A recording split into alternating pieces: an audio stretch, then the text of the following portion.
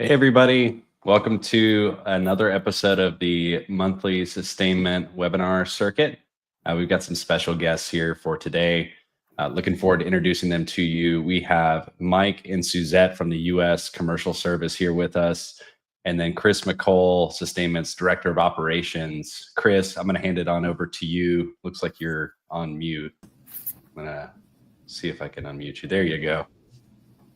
Awesome. Spencer, thanks so much. Like you said, I'm Chris McCole, the Director of Operations at Sustainment. I lead our partnerships with support organizations at the federal, state, and local level. There are hundreds of support organizations out there that are specifically designated to helping U.S. manufacturers. And you can find a lot of these resources on Sustainment on the resource cards page, which is at the top right of your homepage once you're logged in. Sustainment really is a platform where American manufacturers get work done, and we're going to be continuing to invest in these partnerships that really make the manufacturing economy in the United States stronger. Just one example of these existing partnerships is with state manufacturing extension partnerships. We currently have 25 of these states that are on the Sustainment platform. So states like Texas, Colorado, California, and Ohio have chosen us to run their state supply chain networks. These organizations offer low or no cost services to manufacturers and are definitely worth investigating to help making your business more efficient. It was actually the Colorado MEP, Manufacturers Edge, who originally connected us with the Midwest region of the U.S. Commercial Service. It was clear from our initial call that our priorities and our mission were completely aligned. We have since expanded our partnerships with the U.S. Commercial Service to their nationwide footprint. We're working with them to get manufacturers signed up on the platform. We're speaking with legislators about the importance of the U.S. manufacturing economy and helping manufacturers export. At Sustainment, we're committed to making U.S. manufacturers more efficient and competitive. Our supplier relationship management software helps manufacturers do this in several ways, but obviously two additional ways of growing your business are getting more work and finding new markets. Mike and Suzette will go more into this, but the U.S. Commercial Service can help you do both. Selling into global markets can help stabilize your business during fluctuations of domestic demand cycles and help de-risk your business. The U.S. Commercial Service has decades of experience helping manufacturers export into new markets and can be a great partner for your business. Without any further ado, I'm going to hand it off to Mike and Suzette for a brief presentation, and then we'll get into our panel discussion. Throughout the discussion, please feel free to add any questions in the chat, and we'll address them at the end of the call. Thanks. Mike, Suzette, all you. Great, thank you. Well, I will start us off. Good morning or afternoon, depending on your location, and thanks for joining today. So my name is Suzette Nickel, and I'm the director here in our Denver office, and we cover Colorado and Wyoming out of this office. I'd like to share a brief overview of who the U.S. Commercial Service is, for those of you who aren't familiar with the organization. The U.S. Commercial Service is part of the U.S. Department of Commerce's Export Promotion Agency, where our objective is to help American businesses succeed overseas. Our trade professionals are scattered throughout the globe in over 100 domestic, so U.S. offices, and more than 80 U.S. embassies and consulates overseas. If you have not connected with your local commercial service staff, we can make that introduction after this webinar. Our export promotion can be couched into four major verticals: export counseling, market intelligence, business matchmaking, and commercial diplomacy. Our services support companies at every stage of exporting, from assisting firms to determining their best international market for lowering overseas trade barriers that cause market access issues for our industries. We provide business matchmaking programs, and we help facilitate partnerships and commercial activity. And that's really the core of a lot of the work that we do. This can range from supporting a small business find a distributor in Mexico to conducting a background check on a potential foreign buyer. Maybe that's a company that you met at a trade show, a company that's contacted you via your website, and you need to learn more about them before moving forward in any type of agreement.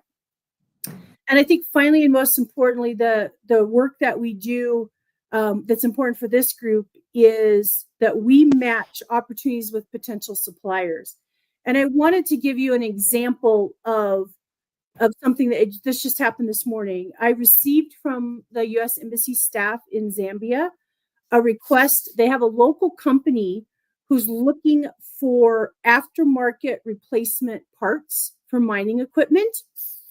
And so what that process looks like is, we find out about that opportunity, this potential buyer distributor in Zambia. And now we're going out and we're looking for companies that fit the criteria that have these parts or manufactured parts, replacement parts. We have identified one company in Colorado already this morning, and we're working to identify some additional suppliers that we can add to this list. So that's just one example of how we would get that information out to potential suppliers, and obviously knowing Sustainment, and we've been working with them to have a way to disseminate some of this information via the platform if you're not already connected directly to us. So on that note, I'm going to go ahead and turn the call over to Mike Rosales, who's my colleague and counterpart in Texas. So over to you, Mike. Thanks, Suzette. Good morning, everybody. Good afternoon. So my name is Mike Rosales. I'm the regional director of Central and South Texas region. So we have an office in Austin, an office in San Antonio, and we cover everything pretty much from Waco to the border. And I'm going to just share with everybody an example of the kind of companies we work with. I put it on the chat. But just to kind of let you know, Suzette and I aren't your typical government employees. Suzette has served our country. So thanks again, Suzette, for your service. And then my wife and I have started and sold 2 businesses, right? So, we know what it is to... we know where you're at. We know where you want to go, and we want to be part of that journey. And so just as an example, real quick, if you click on the link that's in the comments, Spencer, I put it in there, so I'm hoping people can click on it. But this is just an example of one of the companies that we work with. The company's called Better Emissions. And it's interesting because I met them in August of 2023. And so Ben Talamantes is the CEO, and he developed a fuel converter technology. And so long story short, it's a cylinder that you hook up to your fuel line, and it increases the temperature of the fuel that's burned, therefore reducing the emissions by 90%. And it takes like 10 minutes to install. But the funny thing is, back in 2023, there was a gentleman from Mongolia who was trying to connect with us via our colleagues in Peru. And it's kind of weird because it doesn't really kind of make sense. But what we do is we try and connect the dots on the US side. So our colleagues at the embassy in Peru said, "Hey, Mike, there's this company coming out of Texas. They're in your territory. Do you know them?" And the gentleman is from Mongolia. So off the top, it's like, okay, it sounds a little bit fishy. Like, let's just kind of figure this out. And so I was able to get the contact information for Ben, who's the owner. And so I was kind of hesitant because it didn't really match up. And so I was like 50-50. Should I call him? Should I not? And I said, you know what? I'm going to call him. So I called Ben. Ben picked up the phone. I shared with him a little bit about what we did. And he said, you know what? I want to visit with you. Can you come visit me in my facility? I said, it's perfect because I need to make sure that your product is made in the US. Because since we are a U.S. Organization or U.S. government, we have to and support only U.S. manufacturers, American-made products. And so when I met with Ben and I sat down with him, I realized that his products were 100% Texas-made. So it was interesting because he actually doesn't make it, but he has a contract manufacturer. So he's working very lean. So the reason I bring this up is because he's a one-man shop. He's outsourced his manufacturing. He relies on the contract manufacturer to hire people to increase the production of his products.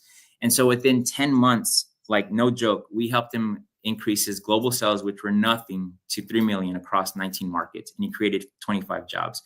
And the reason I bring this up is because during COVID, he was actually at a point where he was getting ready to sell his business. His business partner suffered a stroke, so his quality of life for his business partner significantly decreased. And he was on the verge of just closing shop. Luckily, his new global sales manager, Arafat, who reached out to him from Mongolia, kind of got his interest going. And so that interest started thinking like, hey, well, what else is out there? And so lo and behold, as we started connecting the dots, he's like, man, if I would have just sold the business, this wouldn't have happened to me. And now he's killing the market. He's just doing a great job, and we're happy to support him. And he's one individual. And this is just an example of the kind of companies we work with. But I'm going to pass it back to Chris so we can continue our program. Thanks. Awesome. Thank you guys both so much for that. And what a cool, real life story. So kind of, along that vein, Mike, will you just tell us kind of what companies are good, type of clients for you guys, who you work with, and then kind of on the back end of that, kind of who you don't work with as well? Sure. So we work with companies of all different sizes. So it could be, like I mentioned, Ben, who's a one-man shop, or we could work with, bigger companies that are multinational companies, multi-global companies. But we work with everything from, I've worked with a gentleman for over 15 years who manufactured, so for example, when somebody gets throat cancer, they have to get their larynx removed, and they have a little device which helps them communicate. And the company manufactured this out of the garage, actually. And I've known him for 15 years, and he's doing amazing stuff in over 30 countries globally. So we work with companies that actually have a vision, a strategy, a mission.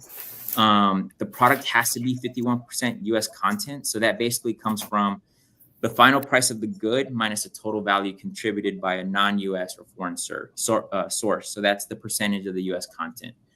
We can share more information later on with the group that's listening in. But all in all, that's what we do, and that's what we work with. We do not work with dreamers. We have to take a product and pitch it to our embassy staff and say, look, this is the product that the U.S. company is selling. Can you market this product? Can you help them connect with distributors, agents, foreign governments?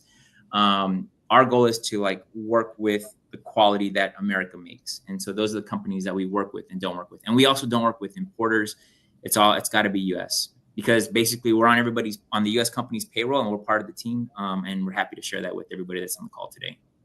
That's terrific. And I'm sure that that's applicable for the vast majority of people who are on this call. So thanks, Mike. Suzette, we'll go over to you. So how does this actually work? How does a company start the process and kind of get integrated into your environment? Sure. So the starting process is, where's the company located, right? So we'll just use Colorado as an example. But if you're in Nebraska or Illinois or Kentucky, we would start with that local office. And the process starts with an intake conversation between the company and one of our international trade specialists. And really think of that international trade specialist as that's like if you have an account manager for, your shipping, like UPS, FedEx, whatever, how they're your go-to person for shipping. Well, we're your go-to person for international trade, right? So any of those questions, I like to tell people it's the A to Z of exporting. If you have a question about, I don't know, can I even do this? What are the legal issues that I need to look at? How do I get paid?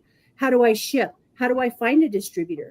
That is what we help you do. So we start with that intake, that initial conversation, and really just make sure that we're on the same page. I mean, sometimes companies will come to us and they say, hey, I met this great person at a trade show, but I don't know, they're very interested, but I really don't know who they are. We've never sold anything to, Brazil before. Can I do that? Can I sell my product there? And so that's really the start of the conversation, is that connection. So obviously, as with any relationship, the more information you share and the more honest you are about your company and your process and how, all of everything works, how you do business in the U.S. And then we help determine can we do that business that same way in Brazil? And we do that through working through, as Mike mentioned, our embassy staff, right? So in the U.S. commercial service section, in embassies and consulates abroad, we have an American officer who's, most people are familiar with State Department and state econ officers and that, but we have commercial officers, and then we hire local nationals to work on behalf of U.S. business in that country. So if we're talking about Brazil and we have a medical device that we want to send to sell to Brazil, we start with that commercial specialist that covers the medical industry, and we determine, what is it going to take to make that happen. And that really is the starting point to getting to the international market. And then we're going to be able to bring in all of the other elements that you need, the legal, the finance. So, how are you going to get paid? The, Export-Import Bank, Ex-Im Bank, they have some solutions and insurance programs that help companies get paid.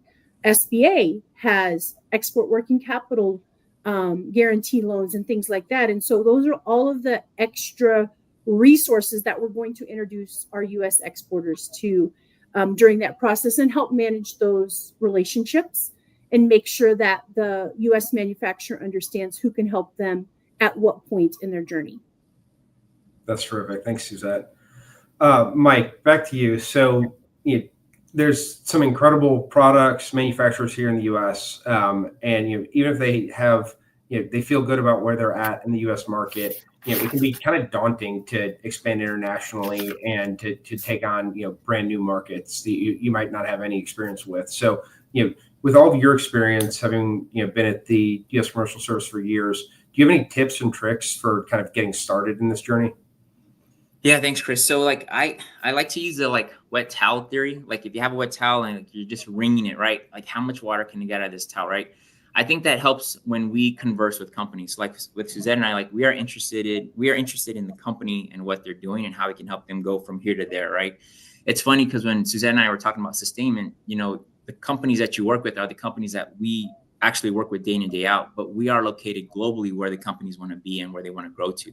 So for us, a lot of times, I'll give some examples, but I just want to kind of let everybody know that everything that we've shared already so far is, like with Ben and Better Emissions, like these companies let us share this information with whoever, right? They're our poster children. Like everything that we talk about with the company is strictly confidential. We keep it in-house. We have Salesforce. We collect this information and keep it in Salesforce and share with our colleagues overseas. So that as we're introducing somebody that's been working in somewhere in Western Ham and now they're going to Europe, that information is transitioned and that other person just picks it up and knows the history of the client and where they've been and where they want to go. So I just kind of want to share that with everybody real quick. But I like to look at with the wet towel, low hanging fruit, right? So Suzette said, somebody maybe met somebody at a trade show, they passed their card and they're like, okay, well now what? I'm just throw it to the side or it's in a different language. I don't know what to do with it, right? So a lot of times with our companies, they'll give us the cards or they'll pretty much put it in an Excel format and they'll say, look, I met with these companies from this country. We'll take that information and introduce that information or share that information with our colleagues overseas. And they'll say, hey, I know these companies, or oh, I was at the show. I should introduce you to them because I know them, right? So a lot of times there's communication is a big deal. Sometimes English is not their first language, or, maybe they are just, maybe their rep is out and meeting with companies and they're actually the CEO is one that's making the decision. So a lot of times our colleagues know those people. One other thing that I'm thinking about is, for example, if over the years you've received international inquiries via email, right? And you're just kind of like, oh, this company, I don't know, it's from somewhere else, from some other country, I don't know. Let us use that and see if there's anything there. There could be some really great business, but sometimes there's also scams, right? So we also see when people it doesn't have to be a prince from somewhere, it could be somebody that's like, I want to buy $1,000 worth of your product, right? And they're like, okay, well, who is this person? And they sound great, but they're only asking for maybe $200 up front. And you're like, okay, well, that sounds great if I'm spending 200, but I'm making 1,000. There's all these kind of scams, right? And we've even seen them where a foreign government will reach out to a U.S. company. The logo's there, the name's there, everything hits, but our colleagues at the embassies don't. That person that they reached out to, that the name's at the bottom, that person didn't even know that email went out and that it went under their name. So we are always trying to close the gaps. Another one that I think is also important is if anybody's going overseas and traveling, let us know, let us connect you to the U.S. embassies and consulates, go over there, introduce your company. Let's do what we can to facilitate the time there so that you have, a good ROI. So whether you're the boss or you have a boss, there's always opportunity to kind of share moving forward. And we just want to kind of share a few of those examples as well.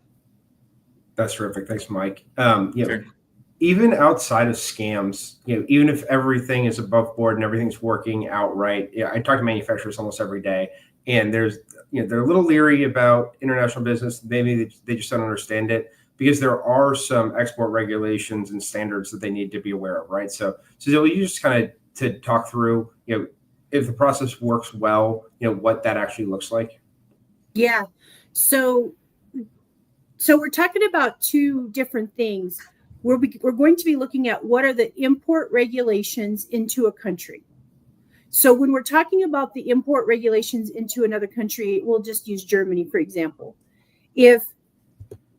What are their rules about what they require a product to have or do in terms of labeling or regulatory oversight?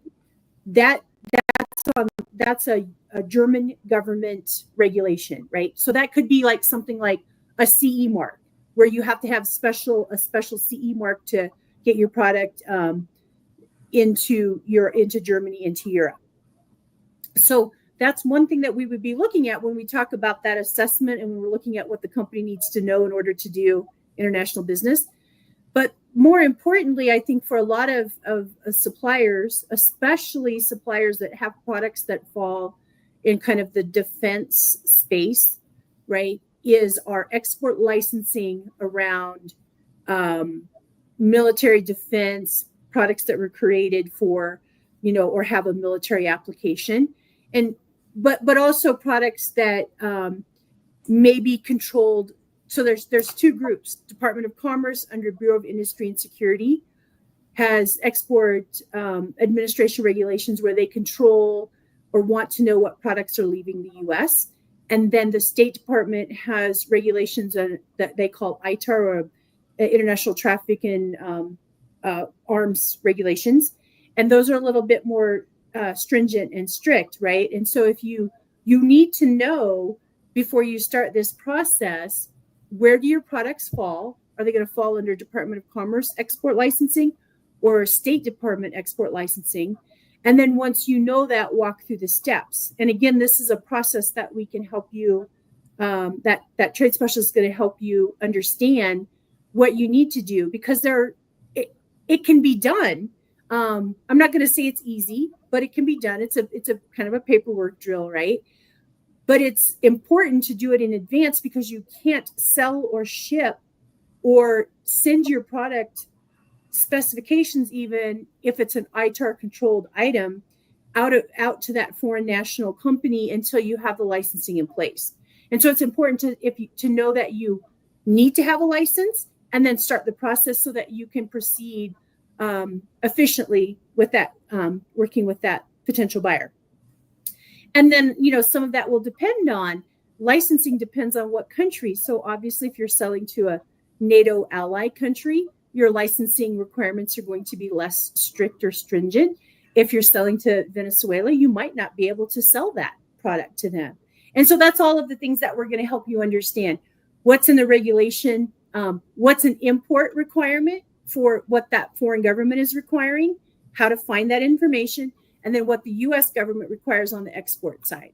And we're going to kind of bring that all together into, a package so that the company understands how to move forward in the process. That's terrific. Thanks. Kind of shifting topics a little bit here. I've been in discussions with Opportunity Austin and Greater San Antonio, the Ohio MEP. There's a lot of international companies that are looking at moving to the U.S. To take advantage of our incredible workforce, just the rule of law stuff that we have here, as well as access to the American market. So I see more and more discussions around federal direct investment, or FDI. Mike, can you just explain a little bit, kind of what that is, how that relates to what you guys are doing, and how the suppliers and manufacturers that are on this call can benefit from those foreign companies that are entering the U.S.? Sure, Chris, thanks. So foreign direct investment is when a company comes from a foreign country and sets up shop here and makes a product here. It's interesting because, when COVID hit, everybody talked about supply chain, right? And so a lot of times if companies are selling, in America or Western Hemisphere, it's better that they're making in the U.S. because they can access it a lot easier. The other thing that's interesting is that almost every state in the U.S. has a foreign direct investment initiative. State of Texas is very strong. Colorado, everywhere that you see, if somebody has land, they're trying to offer incentives for companies to come to bring in business, but also to create jobs. Historically, what happens is a conglomerate will come in and look at it's called a prospect. So they'll look at the location and then they'll think, okay, I need to bring my tier 2, tier 3, tier 4 suppliers, and I'll be fine and situated, But now what's happening is a lot of times people don't realize that there's a great supply chain already in the U.S. and that's where Sustainment and your members come in. If for example, if FDI is coming into Austin with Opportunity Austin would benefit from knowing the manufacturers and suppliers in the Austin area, if they're not already aware of them, right? To say, hey, we got this big dog coming in and you do X, this, and this, maybe you can offer some of your services to help them come in sooner and we can lock them in and then they can bring other portfolios of their business. So also, a lot of times, too, a company will come in representing automotive but then maybe they also do defense, right? So it's a great way for economic development organizations who we work with to know about the manufacturers that are in their area. Another thing is that on the FDI side, we want to make sure that we come in to play and meet these conglomerates too, because once they set up shop, then they will be making a U.S. product, and we want to help them keep the lights on, right? So it's not just like locking up the company here and putting the jobs here. We want to help them grow their business so they can hire more people and give quality jobs to our American citizens. So that's kind of how we play hand in hand in this process.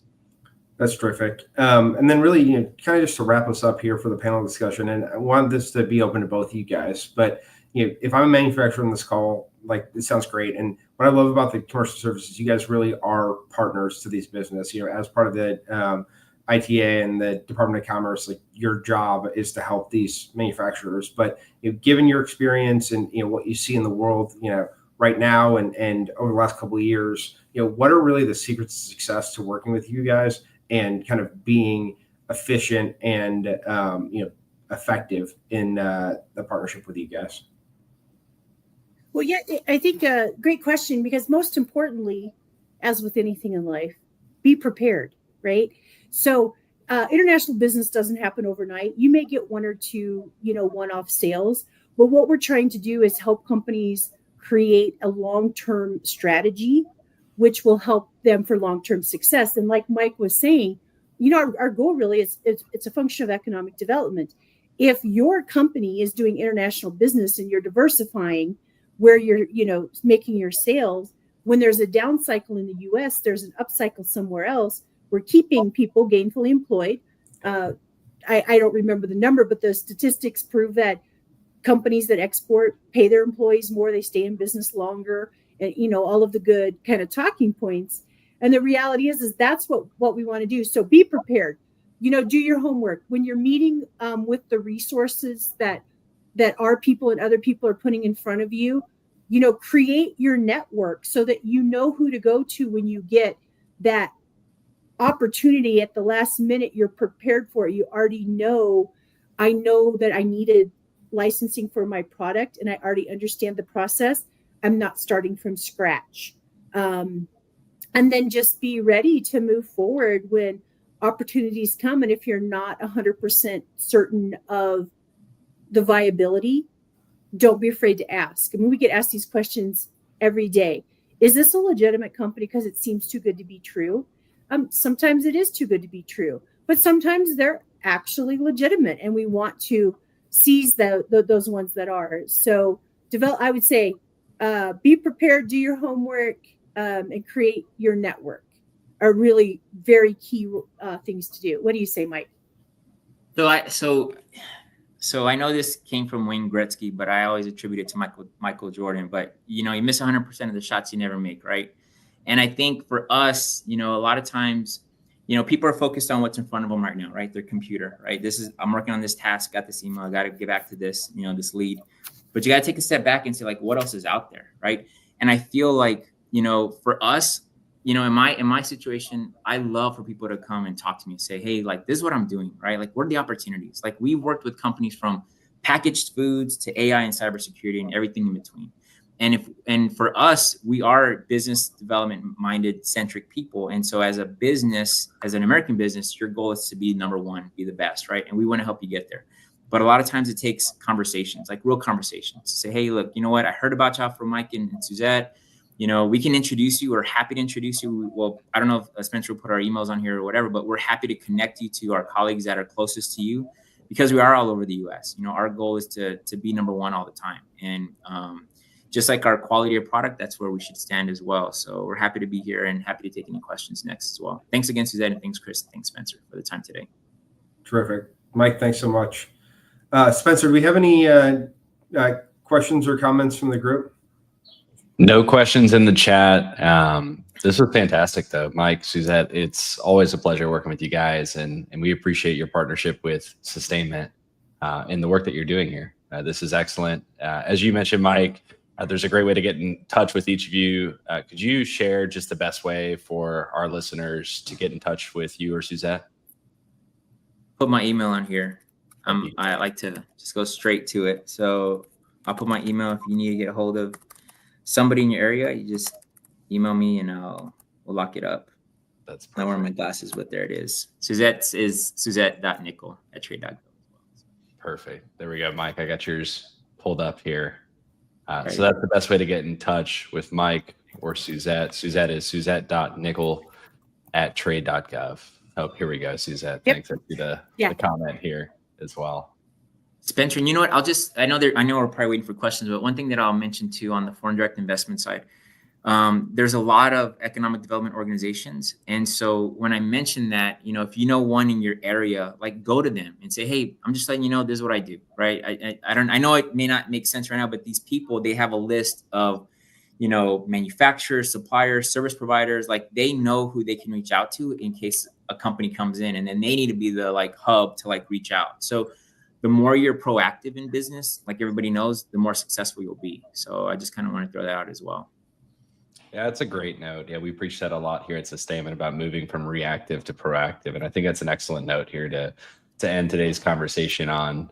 We appreciate those who joined in to hear Mike and Suzette drop some knowledge on us from the U.S. Commercial Service. Chris, as always, thank you for being a wonderful host and moderator here. And tune in next month as we have another episode of the monthly Sustainment webinar series. Mike, Suzette, thank y'all so much. Thank you, Thanks guys. again, everybody. Thank you, Have a good one. Spencer. Bye-bye. Thanks, Spencer. Thanks, Chris. Bye-bye.